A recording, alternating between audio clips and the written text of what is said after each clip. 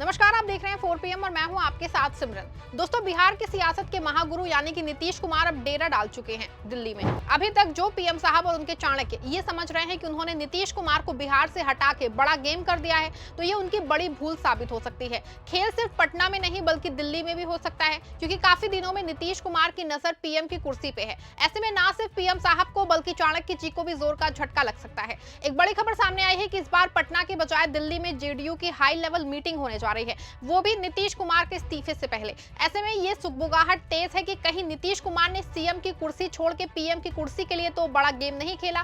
क्या ऐसा सच में हो सकता है और क्यों अचानक दिल्ली में जेडीयू की हाई लेवल मीटिंग बुलाई गई है, सब कुछ आपको अपनी इस रिपोर्ट में बताने वाले हैं। दोस्तों, बिहार की राजनीति में काफी दिनों से ये दाव जो है तैर रहा है दावा, क्योंकि नीतीश कुमार जो है कि वो 12 और 13 अप्रैल को इस्तीफा दे सकते हैं। पहले वो 10 तारीख को राज्यसभा की सदस्यता की शपथ लेंगे, फिर वापस पटना आके 12 या 13 तारीख को राज्यपाल से मिलकर इस्तीफा सौंप सकते हैं। लेकिन अब इसमें एक बड़ा अपडेट सामने आया है कि 10 अप्रैल को राज्यसभा की शपथ से पहले नीतीश कुमार ने 9 तारीख को दिल्ली में जेडीयू की हाई लेवल मीटिंग बुला ली है। 9 अप्रैल को होने वाली इस बैठक को बेहद संवेदनशील माना जा रहा है। मीडिया रिपोर्ट्स के मुताबिक ये बैठक केवल औपचारिक चर्चा नहीं बल्कि बिहार के मुस्तकबिल की सत्ता का खाका खींचने की तैयारी कर रही है, उसके लिए बुलाई गई है। दोस्तों, इस दौरान पार्टी नेतृत्व ये तय करेगा कि नीतीश कुमार के बाद बिहार की कमान किसके हाथों में सौंपी जाएगी और गठबंधन का स्वरूप क्या होगा, निशांत कुमार को कैसे एडजस्ट किया जाएगा। दिल्ली में होने वाली इस बैठक में जेडीयू के राष्ट्रीय कार्यकारी अध्यक्ष संजय झा, केंद्रीय मंत्री ललन सिंह सहित पार्टी के सभी शीर्ष रणनीतिकार शामिल होंगे।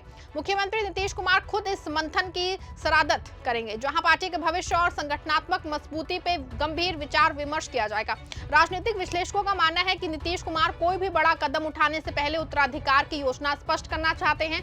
बैठक का मुख्य एजेंडा बिहार में संभावित सत्ता परिवर्तन और मुख्यमंत्री पद के लिए नए विकल्पों पर चर्चा करना है। पार्टी चाहती है कि नेतृत्व जो है परिवर्तन की स्थिति में भी राजनीतिक संतुलन बना रहे।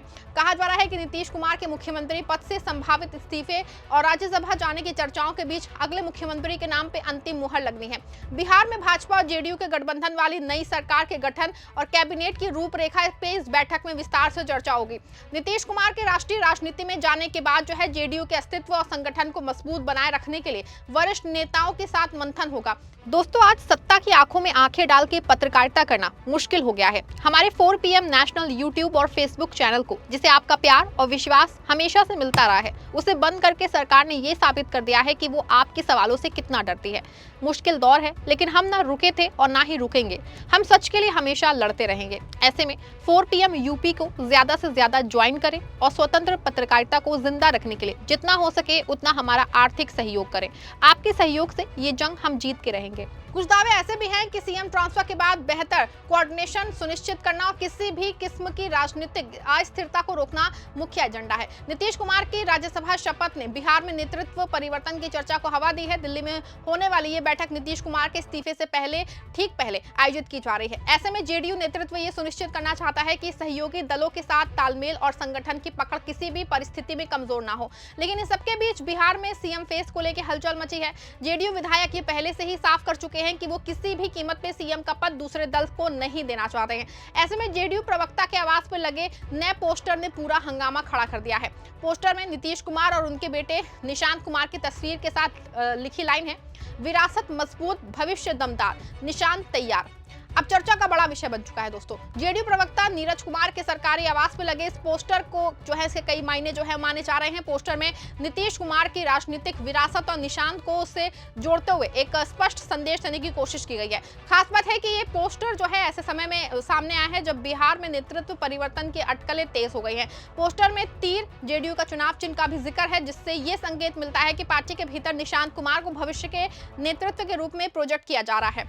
बहुत से दावे इस तरह के हैं कि नीतीश कुमार जो बैठक दिल्ली में 9 तारीख को कर रहे हैं, उसका मकसद ना सिर्फ निशांत को सेट करना है बल्कि दिल्ली की सियासत में भी बराबर की साझेदारी करनी है। क्योंकि भले ही जेडीयू के पास मोदी सरकार के कई अहम मंत्रालय हैं, लेकिन सच है कि देश की राजनीति में जेडीयू कहीं जो है मजबूती से खड़ी दिखाई नहीं देती है। केंद्र में जो जेडीयू के लीडर है वो मोदी के मंत्रियों के आगे दब जाते हैं, लेकिन नीतीश के आने से ये कमी पूरी हो सकती है। वैसे भी माना जा रहा है कि नीतीश कुमार को मंत्री पद मिल सकता है, लेकिन नीतीश की पहली प्राथमिकता अब निशांत को लेके है।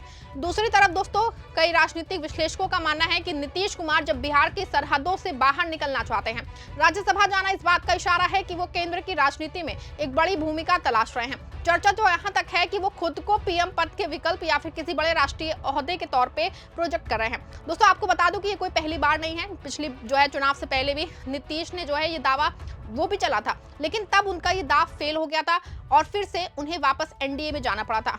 लेकिन इस बार नीतीश कुमार दिल्ली आने से पहले अपने घर को महफूज करना चाहते हैं।